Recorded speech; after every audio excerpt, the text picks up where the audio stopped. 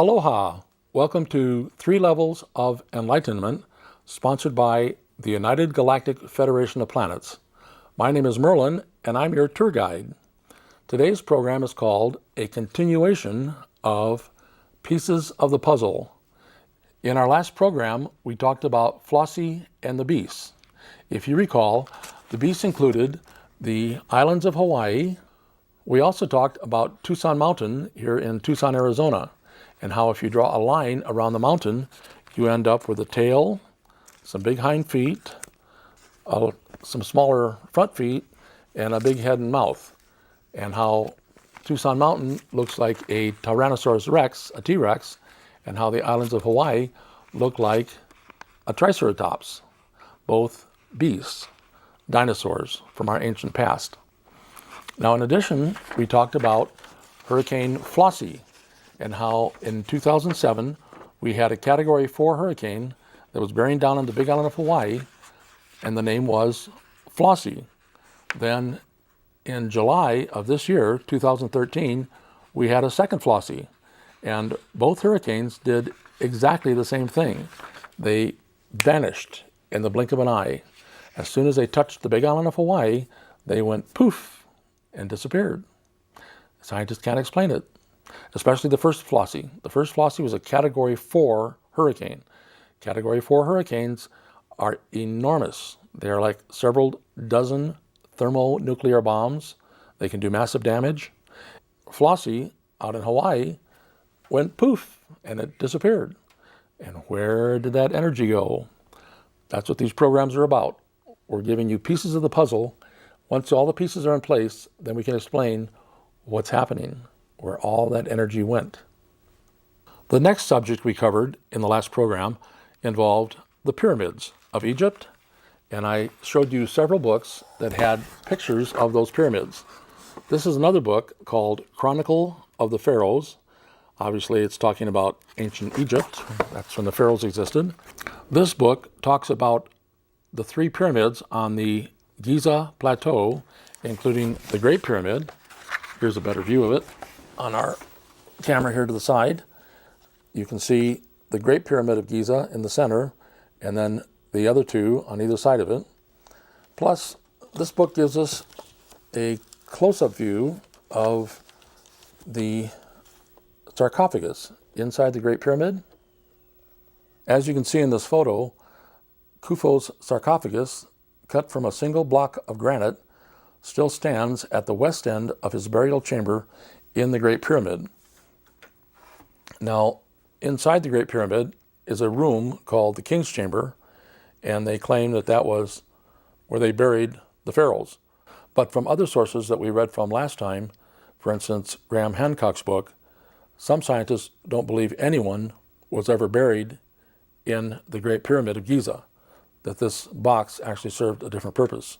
And as we can see, the box has been damaged up here in the upper left side.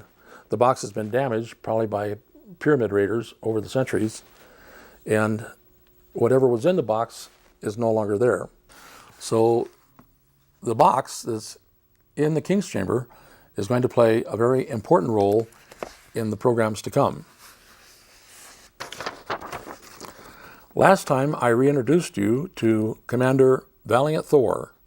The commander is in charge of an entire fleet of ships. This is his picture close up. You'll notice that he appears to be about 30 years old and rather handsome man. Now, the fun part of the story is he's been 30 years old for thousands of years. We don't even know how long he's been 30 years old. He's an immortal, and he never ages. In 1929, he wrote a book that I'm going to tell you more about in a few minutes. It's called Outwitting Tomorrow. He wrote this book in 1929, and it was first published in 1939, and then it's been republished many times after that. The commander was 30 years old in 1957 when he met with President Eisenhower and Vice President Nixon. He was 30 years old when he met our Dr. Frank Stranges in 1960, and he was 30 years old in May of 2007 when our good friend Doc was injured in Kona, Hawaii at a seminar, and I went with him up to the hospital, and the commander healed Doc at the hospital in the x-ray room. So in other words, the commander is always 30 years old. Rather amazing story. Now the commander is the captain of this ship. This ship is called Victor 1. It's a saucer-shaped ship that is 300 feet across, 93 feet high, and 27 feet out at the edges. In September of 2 years ago, of 2011, 3,300 of these Victor ships came into our world, and they're still here. They're waiting for the time when they're all going to become very visible, when they're all going to play a part in the events of our world.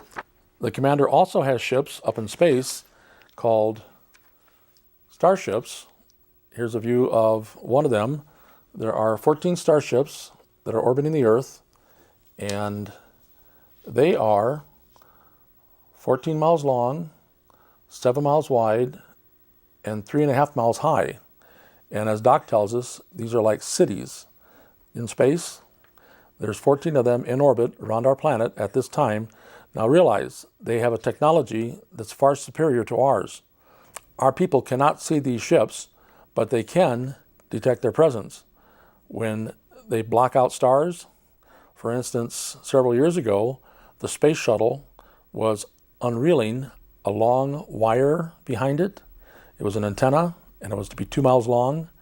And as the shuttle reeled out the wire, it started whipping back and forth, and it broke. So Houston said, why don't you guys back up the shuttle and try to grab the wire and reconnect to it, and then put it back out again?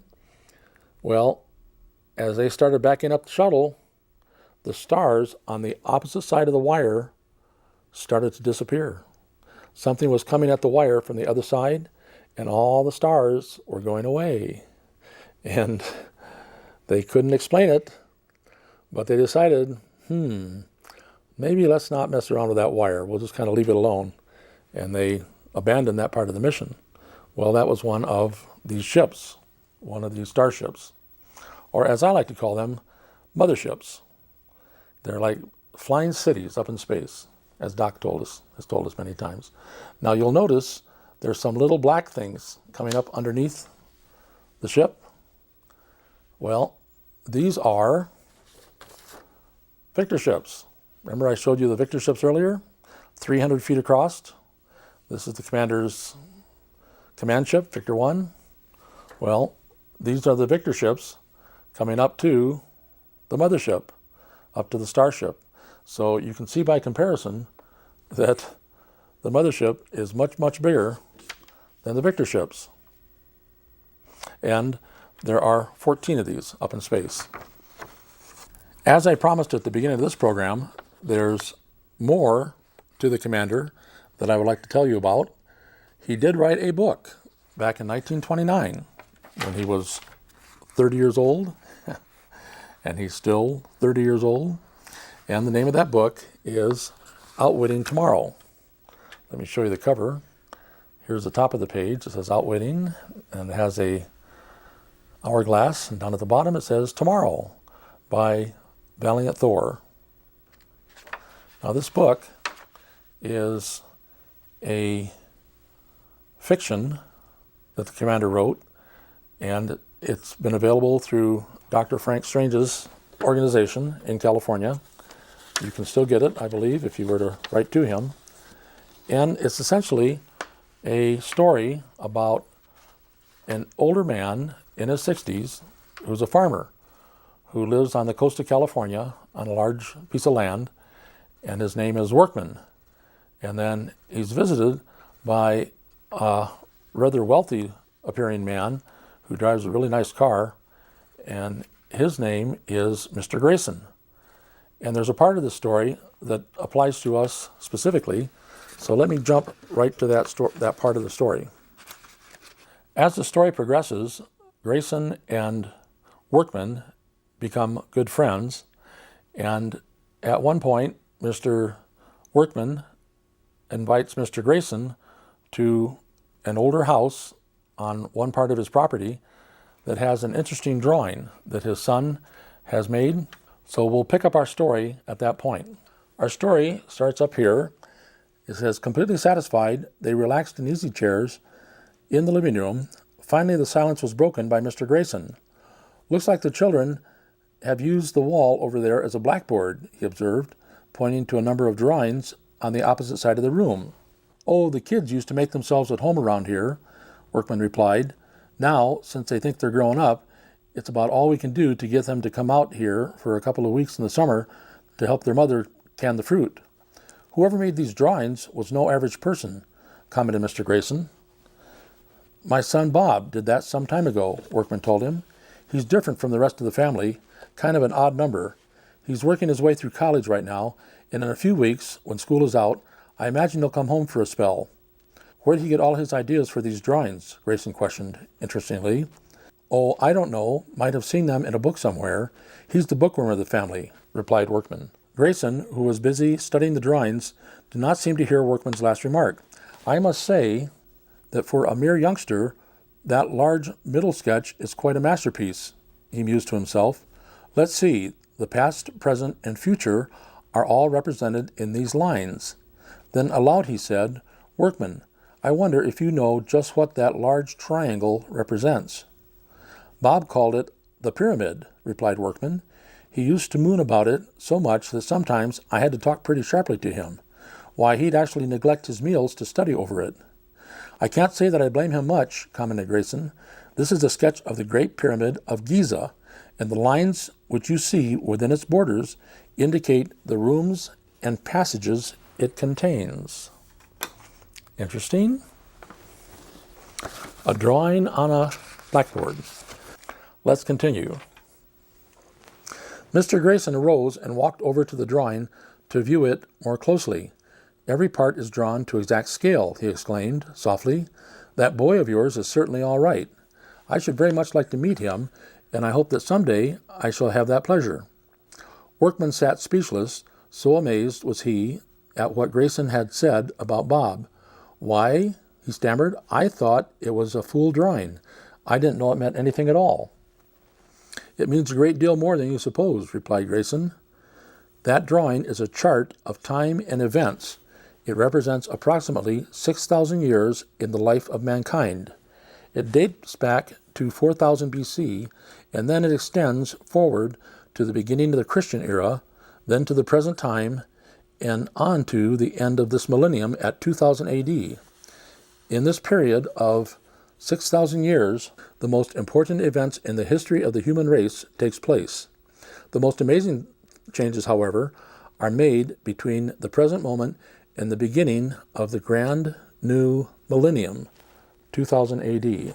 Our chart here at the bottom of the page says the Great Pyramid is located in the exact land center of the earth. And the story goes on. Workman just sat and stared. It was incredible that such a thing could have been right before him all this time, yet he had never been aware of its significance. Why hadn't Bob told him? Finally he said, half to himself, well, what do you know about that? And then, with a pardonable pride, I'm glad there's someone in the Workman family who is interested in something more than just the ordinary things in life. Now our story continues in Chapter 3. This chapter is entitled Map of the Ages. Workman arose and walked over to the drawing with growing interest. If Mr. Grayson considers it so important, there must be something to it, he thought. And Bob, he must be more than just an ordinary lad to have drawn this. What could it all mean? And what was this talk of the future as well as the past and the present? Did he mean that the drawing actually told about the future? By this time he was fully aroused and fired by curiosity. Now, folks, remember, this book was written in 1929, nearly 85 years ago. So it's containing information that the author shouldn't really have known. "It is all very strange to me, Mr. Grayson," he said uncertainly. "Won't you explain what this pyramid is all about?" "It would require a number of very large books to tell all of its significance and its wonders," replied Mr. Grayson. "Just touching the highlights would make quite a long story, and, after all, the garden needs attention. Perhaps we had better wait until another day to go into it." "There isn't a thing in the garden that needs immediate attention. Tell me about the pyramid now," Workman also almost demanded. His eagerness brought a gleam of sympathy and understanding to Mr. Grayson's eyes, and settling back in his chair, he said, "So be it. But before we go into the purpose of this great structure, I think it would be better for you to first know something concerning its age, size, and location. To begin with, it was built close to the Nile River in Egypt and is referred to in sacred scripture as an altar, also as a pillar. The reference is, quote, 'In that day shall there be an altar to the Lord in the midst of the land of Egypt, and a pillar at the border thereof to the Lord. And it shall be for a sign and for a witness unto the Lord of hosts in the land of Egypt,' unquote. True enough, the Great Pyramid is located in the land of Egypt, and further than that, on the border of Egypt. It was built on the west side of the Nile, high above the river. The base of the pyramid covers more than 13 acres. It was one of the largest jobs ever undertaken by man," continued Mr. Grayson. "I say undertaken by man, but actually there is no indication that man, as we know him today, ever built it.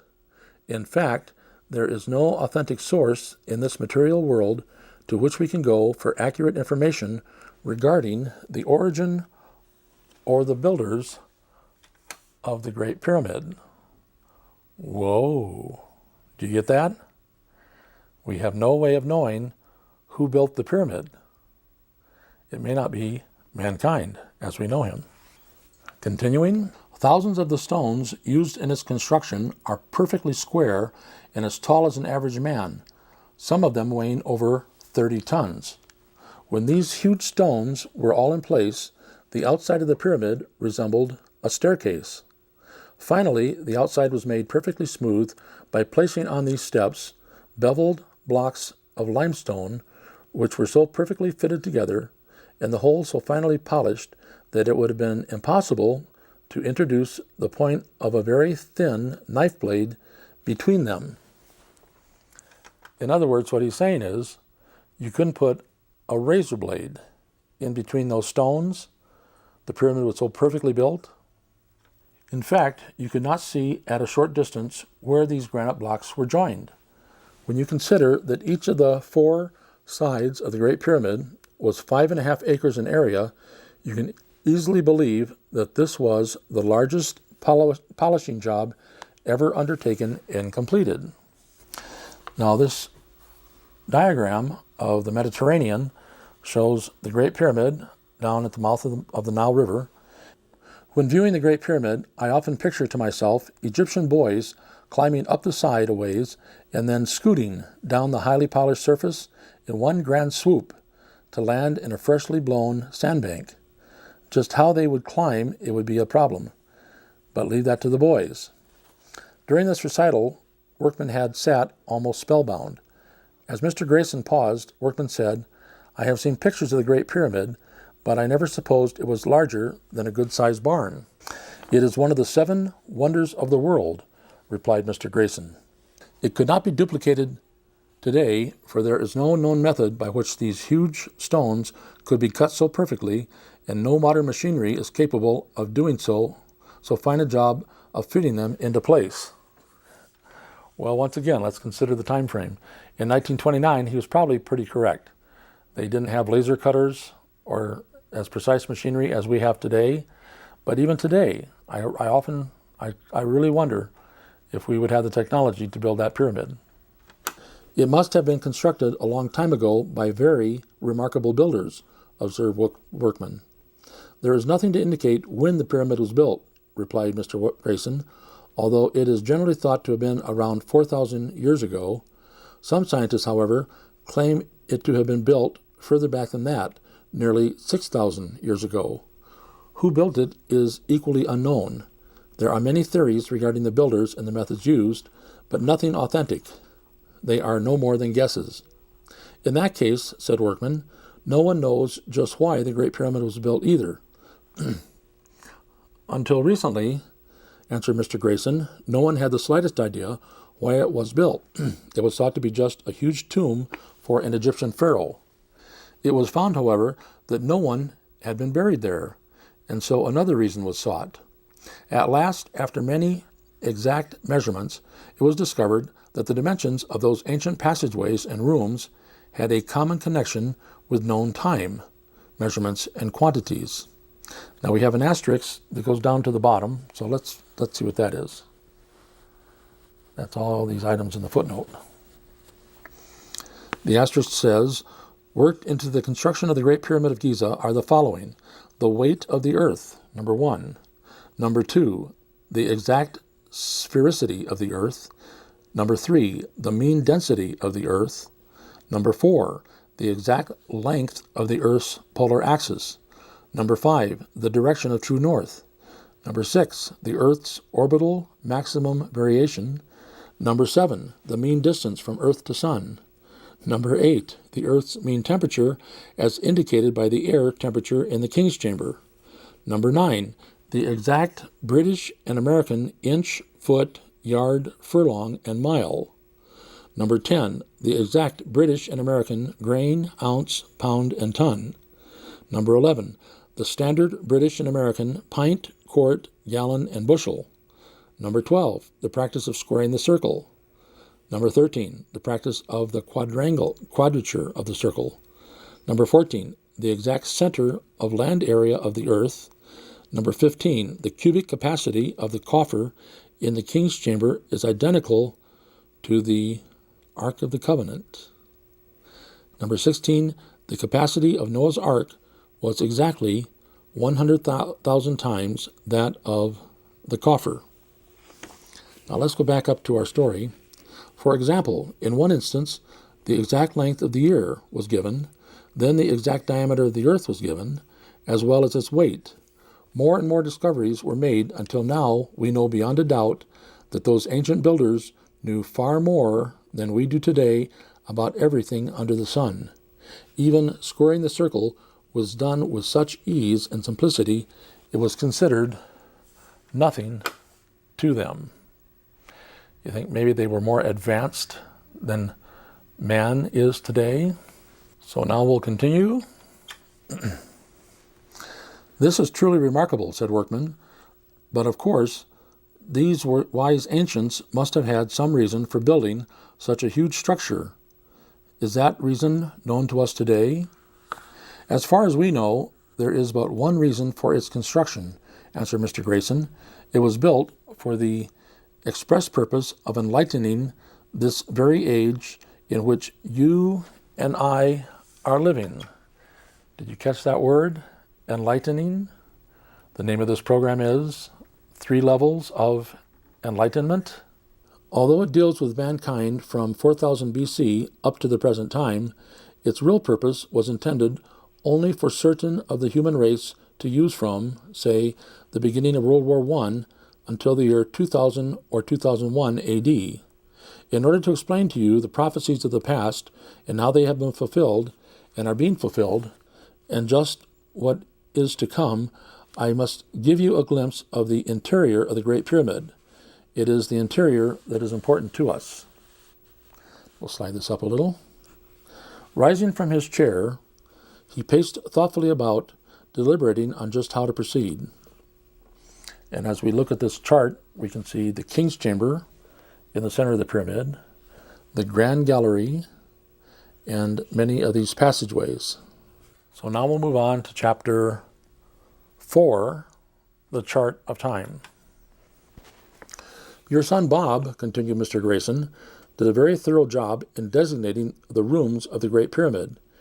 He also numbered the passageways so simply that we shall have little difficulty on our trip through the huge structure.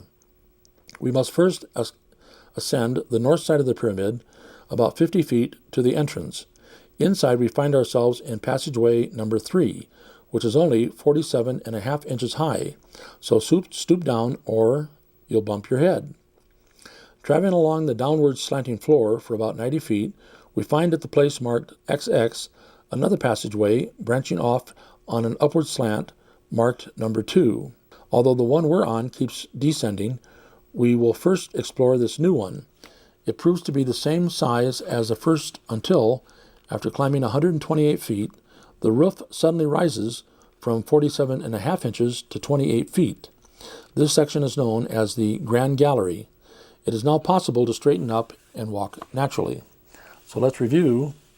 We went in at point number 3 and started going downhill until we got to the 2X's.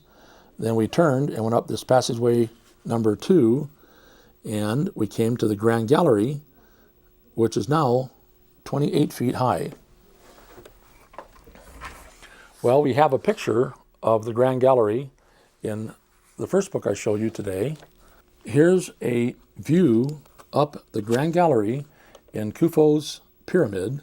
It rises to a height of 28 feet, the slightly overlapping blocks forming a corbel that is then closed by a single block. And as we look closer, let me zoom in a little bit here. You can see a stairway down here in the bottom part as it goes up this grand stairway. Once again, the picture you just saw is from right here at the bottom of the Grand Gallery as it goes up. Now we'll continue with our reading. Having traversed this Grand Gallery for about 156 feet, we come to the Great Step, which is exactly 3 feet high. Clambering up on this, we find ourselves at the end of the Grand Gallery and confronted by another low passageway, which is about 43 inches high. But thankfully, we discover that it extends only 4 feet 4 inches when it terminates in a room which is about 13 feet high and over 8 feet long, called the anteroom. We leave this through still another low passageway, 8.5 feet long, which takes us to the King's Chamber, the largest room in the pyramid. It is practically 19 feet high, 17 feet wide, and slightly over 34 feet long. Its walls are of a beautiful rosered granite.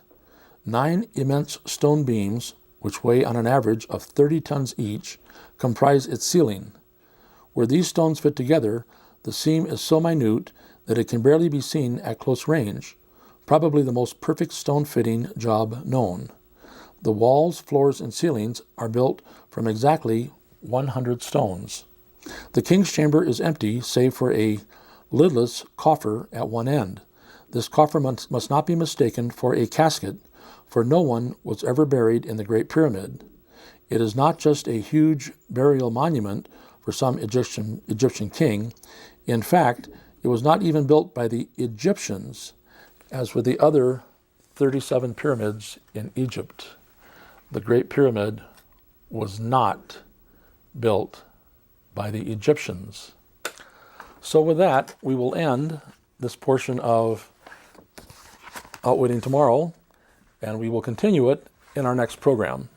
I'd like to once again thank you for joining me, and keep in mind, all of this is coming from a man who is 30 years old, but in reality is thousands of years old, and he is about to play a very important role in the events of our world, in today's world.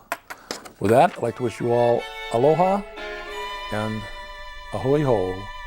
Until next time.